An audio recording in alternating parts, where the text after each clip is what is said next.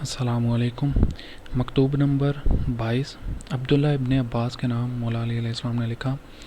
عبداللہ ابن عباس کہا کرتے تھے کہ جتنا فائدہ میں نے اس کلام سے حاصل کیا ہے اتنا پیغمبر اکرم صلی اللہ علیہ وآلہ وسلم کے کلام کے بعد کسی کلام سے حاصل نہیں کیا۔ مولا فرماتے ہیں انسان کو کبھی کسی ایسی چیز کا پا لینا خوش کر دیتا ہے جو اس کے ہاتھوں سے جانے والی نہیں ہوتی، اور کبھی ایسی چیز کا ہاتھ سے نکل جانا غمگین کر دیتا ہے جو اسے حاصل ہونے والی نہیں ہوتی۔ یہ خوشی اور غم بیکار ہے۔